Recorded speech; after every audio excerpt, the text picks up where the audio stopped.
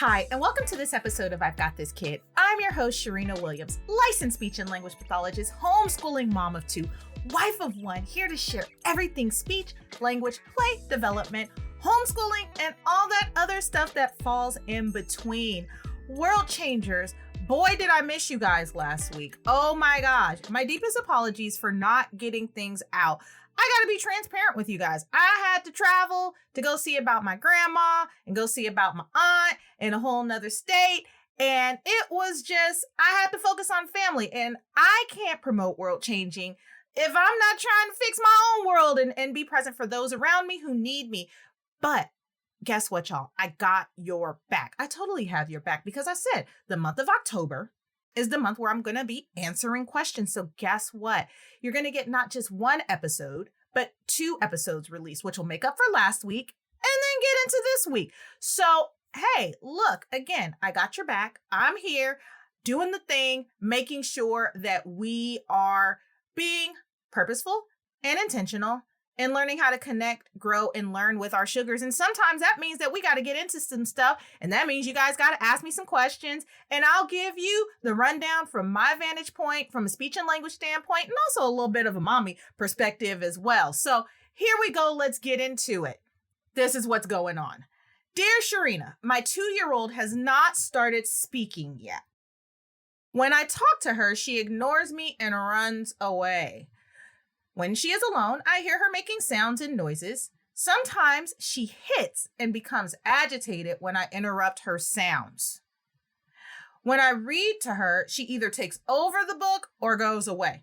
I'm starting to worry and wonder when a good time is to get her tested to see if this is normal. I heard about your show and I thought this would be a great start here. You know, thank you for just trusting me to be a part of this process with you. And for whomever referred you, thank you for sharing the show. You guys know that I love doing this. I love being in this space, and I love tooling you guys up because, again, the more we know, the more that we can do. So we're just going to start off with language style milestones. Language milestones are what we expect a child to do based on their given age. So for a 2-year-old, I expect at early 2, that's 24 months, for a sugar to have at the lowest 50 words and to be getting and acquiring 5 to 7 new words every single week. I also expect that 2-year-old to speak in phrases, and phrases are simply like 2 to 3 words. Sentences is when we get into 4+ words, but I expect at least 2 to 3 words, and that's just baseline. By the time they're getting closer to 3 years old, 3 is 36 months, I expect them to have well over 400 words. They're speaking in sentences. I expect my 36-month-old to be conversing back and forth with the adult. And I also expect my 24-month-old to be taking turns, taking conversational turns. That's I talk, you talk, I talk, you talk. And so I expect that transaction to be taking place for my 24-month-olds. So like, for example, they might say, mommy work, or look, airplane. And how would we respond? Oh yeah, daddy did go to work. Or that is a pretty airplane in the sky. It's going so fast and it's so high. So this is the stuff that I expect to see from that group. I'm wondering in this case if pre-language milestones are met. That means the eye contact, responding to her name, babbling, cooing, sound play. And that stuff we expect to really start taking shape from birth. And we expect the eye contact to be taking place soon as a sugar is alert. And it varies, but they're pretty young when they're giving you that eye contact and looking at you, and you're looking at them, and you guys are going back and forth and having that reciprocity going on. So that's what I expect from the little ones. And so here's the deal, world changer. I expect pre-language to be established before language is established. And so if pre-language hasn't been established, if your sugar is not, doing eye contact, if she's not cooing, if she's not babbling, if she's not making sounds, then I do not expect there to be a lot of talking, because those things that I've mentioned are all social things. They're pragmatic things, right? So think about the baby. When you're holding that baby and you're looking at them and you're doing the, oh, you're so cute, I love you so much, and they're talking back to you. Can't understand it, but they're talking back to you. And they're saying some stuff. They're at least trying to say some stuff, right? And so if that hasn't been established, then it makes perfect sense that she's not necessarily using words to engage with you by the age of 2. I'm also wondering if sounds started and stopped, right? And that means that maybe little Sugar started making sounds. And after Sugar started making sounds, at some point, the sounds turned to babble. That's my coo sounds. And then it turns to the babble. Ba ba mama, pa pa ma ba da da. You know, it sounds something like that. Don't judge me. That's my babble, right? And so I expect that to happen and that babble to start varying and then turning into a single word. And once that happens, then again, the words build up from there. But if Sugar at some point was doing the ma ma ma ma ma ma pa pa pa pa ba ba ba ba and doing all that jazz and then stopped, then I'm wondering if either Sugar has had her hearing checked to make sure that she can hear the sounds that are going on, because usually around 6 months is when our Sugars who are hard of hearing, the babbling changes and we start hearing more of the deaf speech. I'm also wondering if Sugar had a word and lost that word. Now, research says that, 75% of kiddos who do lose sounds in language get it back, but we really don't want to lose that kind of time. But I am wondering about that. And I'm extremely skeptical about going with waiting and seeing if the sounds will return, because then we're wasting time. We are missing out on early language milestones being mastered, and we're really missing time on that social communication.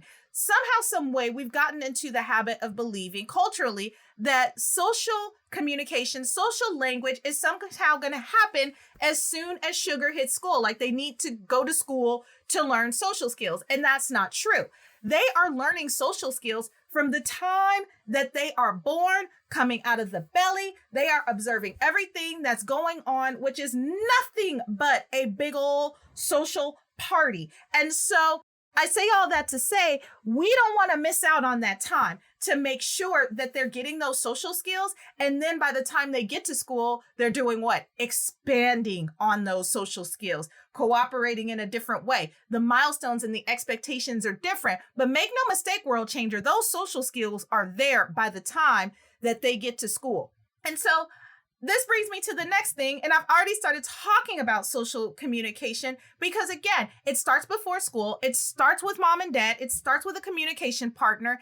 And in California, I don't know about other countries, about other states, we have these commercials.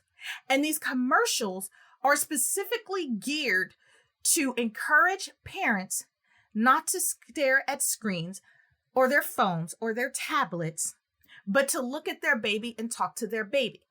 Because what happens as a result of us not giving our Sugars that FaceTime and giving Facebook and Snapchat and TikTok and Instagram and all of those other things, even snail mail, when we're giving our attention to the screen versus our little Sugar, then that's time that they're missing out on learning new language, on learning social cues, on learning how to be a part of a community. And the most important part of that, the word gap. There is a word gap that happens for kiddos who just aren't talked to as much as kiddos who are spoken to and read to. And so they have these commercials encouraging parents to get out of the tablets, get out of the phones, and get in your kid's face and talk to them. Talk to your Sugar, be a part of their world, right? And so if Sugar is a little bit more predisposed to be a little bit socially conscious or socially squeamish and doesn't necessarily like that interaction, by us not giving them that engagement, we're reinforcing that it's okay not to practice these skills. And Sugar needs these skills because it also helps with their attending and their focusing and their responding. And so if Sugar is ignoring you, but you're insisting on a response and Sugar is becoming upset or they're ignoring or becoming agitated, these are all things that seem to be playing into what's going on. And this is where we kind of have to like weed out, why is sugar ignoring you? Because again, at 2 years old, we expect for our sugar to really be interested in you. Not only are they really interested in you, but they're also asserting themselves apart from you. So that's why you get a lot of the no and the no thank yous and like a lot of the, we call it defiance or the terrible twos. And they're not terrible. They're just separating themselves from you. And so they're going to disagree with everything you say at that point because they want you to know and they're trying to establish their own personal self. And so that's another thing. I wonder if Sugar's early social skills were established. Was Sugar passive as a baby? Did Sugar kind of seem a little bit too easy, off in her own world, not necessarily paying attention? She was super quiet. So this stuff all plays into why Sugar may be ignoring you. Another possibility, and this is my final possibility under social communication, is I wonder if Sugar is possibly sensory overwhelmed. Are there too many things occurring at once? When I talk about sensory, I'm talking about our senses, the way that we see things using our eyes, the way that we smell things using our nose, the way that we taste things using our mouth, the way that we touch things with our fingers, and the way that we taste things with our hands and hear things. That all falls under sensory. And so I wonder if one of those areas are heightened, usually either sight and sound, if it's too much for Sugar to process. Because as the brain is transmitting the external information from outside, and external information is a fancy way of saying what they see, what they smell, what they taste, what they touch, what they hear, right? If it is too much for Sugar, then chances are Sugar can possibly be trying to elope or escape to get out of that overwhelming situation. And it's easier just to kind of do her own thing. And if you kind of notice, pay attention and see if Sugar is sensitive to other loud sounds like vacuums, airplanes, motorcycles. Motorcycles are infamous for being way too loud, way too often for no reason. And they also have like the loudest radios because the person who's riding the bike wants to hear their music and they want everybody else to hear their music somehow, some way. That was my little, my little take me off subject. That was my little jam today. But that could definitely be a thing as well. And also, finally, is Sugar easily distracted? Or is Sugar so immersed in an activity that it's difficult to transition from what Sugar is doing to looking at you and paying attention to what you want? And that's like the dividing attention, right? And so if Sugar is already avoiding this, then it's time for us to look at ways to re-engage her to where she will become interested and buy into us wanting to be a part of her world. Number 3, play skills. You hit on the play skills. When you're trying to play with her, she's either taking the toys or crying, even the toys that she's not playing with. I call those toy hoarders. Toy hoarding is, it's literally taking the toy and wanting it for yourself and not wanting to share. Play is one of those areas that require social skills. Why does it require social skills? Because it is 2 people involved, sometimes doing the same thing at the same time, or sometimes doing the same thing side by side, or sometimes doing different things side by side, or sometimes doing the same thing together and focusing on an end goal together. That takes those early skills learned in infancy. Joint attention. I look at you, you look at me, we're doing the same thing. So you think about the little mobile and you had the little mobile in your hand and you were shaking it around and it was exciting and all of that jazz. That would be when a joint attention is established because baby's looking at what you're looking at what baby's looking at, and you guys are both focused on the same thing and you guys are sharing enjoyment out of that. Giving baby the ball, rolling the ball to baby rolls it back to you. Or babies love this. I don't know why they get a kick out of if they have a bottle and you take that bottle and you pretend like you're drinking that bottle and you give it back to them. I don't know. It's like the everything for them. You want to talk about countless hours of entertainment? Play with the bottle with the baby. That's that turn taking. Play with the bottle, pretend like you're drinking it, give it back to them, make crazy sounds while you're doing it. And that would be the turn taking, but also joint attention being built in there because you guys are focusing on the same thing at the same time. And it's exciting doing that stuff. It's funny because their reaction, it just tickles me. And so this leads me to the question for you, World Changer. Was Sugar playing alone as an infant? How much time did Sugar have alone? If Sugar was in a daycare or a preschool or a childcare setting, what kind of environment were they in? Are they with family? Is it normal for baby to kind of play by herself in your family, or is it more normal for you guys to be really engaged with her and doing stuff with her? What's the staff like at school? Are they engaging her, or are they good with her just kind of being quiet? Like, this stuff matters because this is the building blocks of what she's using now. And then also, what kind of play was being introduced? Is it cause and effect play? Are we doing joint attention? Is there a lot of talking going on? Are we listening? What's happening during this play? Or did Sugar just, again, appear so easy as an infant that you guys just kind of left her alone and she was happy and content doing her own thing? And did Sugar begin to hoard toys suddenly? Or was this an ongoing thing? And so this goes back to the infancy stage. Was Sugar always reluctant about sharing the toy? Like, you can see when a baby's face is about to crumble, right? Their whole little world and their whole little demeanor just falls apart. It is the saddest thing watching a baby crumble. But finding out whether they were hoarding toys suddenly or kind of just thinking back like, well, it's always kind of been like this. That'll give you more information. But this is what I want you to try to do. I want you to inject yourself into play. And I want you to do it more frequently. So Sugar can use you as a play partner. And so if Sugar becomes more used to you coming around, if Sugar gets more used to you getting in her space, then, if she is used to you being there, then she will grow used to you touching things around. And if Sugar turns you away, it's okay.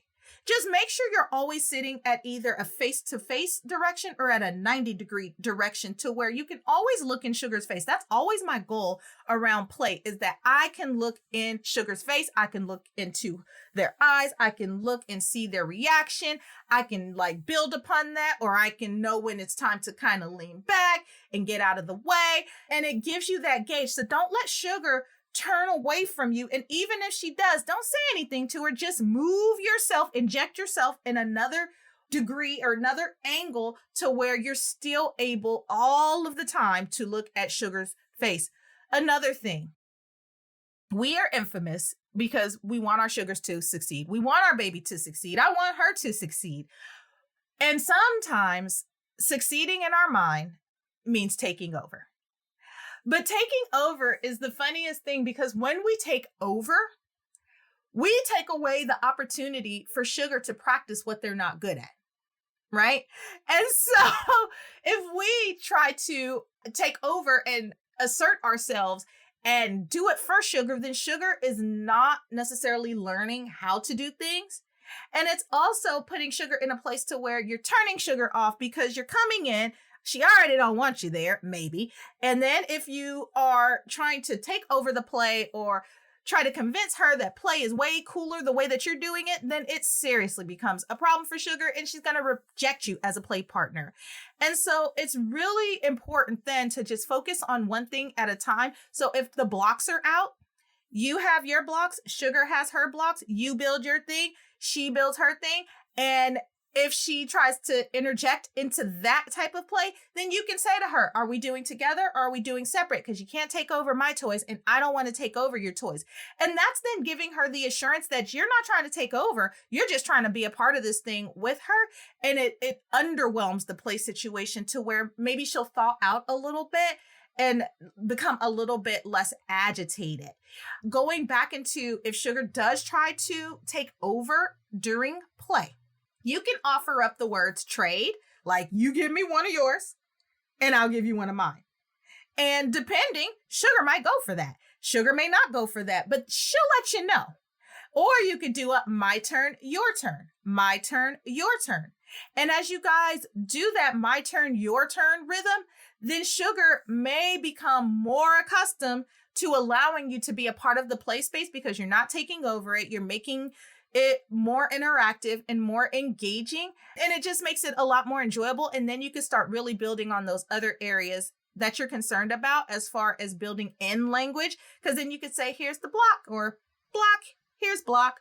Really simple, really basic, because we want Sugar to start increasing those verbal imitations so she can start using those words as well. And so it seems to me that Sugar just has not established reciprocity during play, and that just means the turn taking.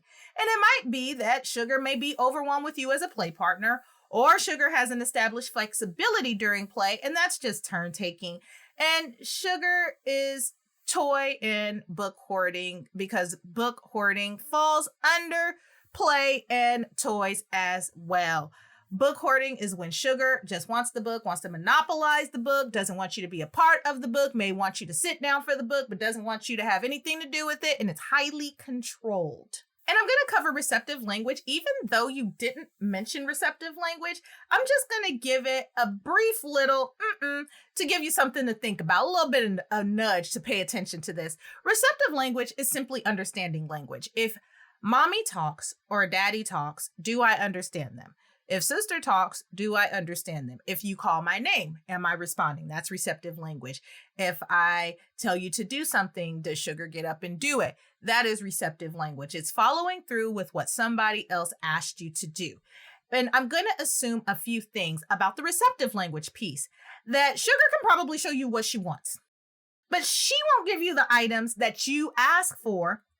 And you know that she understands everything. And that goes back into, if you ask Sugar, bring me your baby wipes.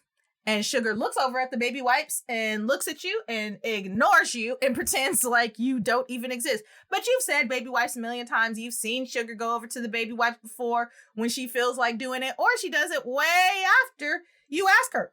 Or you ask her to put the baby wipes away, and guess what? She just kind of looks at the baby wipes, looks at you, and goes the other way. So I'm assuming that that's going on. Just assuming. Sugar is ignoring you when you're asking her to do stuff. I'm assuming that Sugar is probably becoming a little bit agitated when you are asking her to do stuff, because if she's already agitated during play, then chances are she's probably a little bit agitated when you're asking her to carry over other things that you've asked her to do. And you probably are having to ask Sugar to complete a task again and again and again before she follows through with doing it. And my thing would be, if that is happening, get face to face with Sugar. Don't ask her anything with her back turned to you. Don't ask her to do more than one thing at a time. And please don't ask her to do anything unnecessarily. Like if she said a sound and you heard her say a sound and you got super excited because you heard her say a sound, and then you ask her to say it again and again and again and again. Try not to do that, because again, it's hard for Sugar to do these things. And so when she is doing it, yeah, we want to celebrate it, but we want to see it with more frequency. And the best way that that happens is naturally and by setting up the stage to where she is ready to perform. And so to answer your question, at the end of the day, when is a good time to get her evaluated? Well, that's now. Now is a good time to get her evaluated. Why is now a good time to get her evaluated? Well, for starters, again, I expect my 2-year-olds, 24-month-olds to have at least 50 words, at least, and using at least 2 to 3 word phrases. I expect my 2-year-olds also receptively to be following 2-step directions, related and unrelated. And I expect them to be consistent with wanting you to play with them, consistent with conversational turn taking, consistent with joint attention. I want all these things at that age to be consistent. And I want to see Sugar get this early joint attention established right now, because this is going to carry over into those skills to where it's time to up the ante. By the time Sugar gets to school, it's time to up the ante, not be learning these foundational skills. Again, social skills, these early learning skills are established at home before Sugar even goes into school, because it's one big observation incubator. And so I want to see Sugar also excited about play with you. Like, that is so important. Like, 2 years old is the fun age. And I really want to see you guys establish those play skills, because in those play skills, all of the other stuff, the receptive language, the expressive language, the book reading, all of that stuff, all of that jazz can happen during that time. And I want to see that for you guys. The list just really goes on. Like, we could talk about social skills. We could talk about problem solving. We could talk about thinking. We could talk about so many things that are related to early play.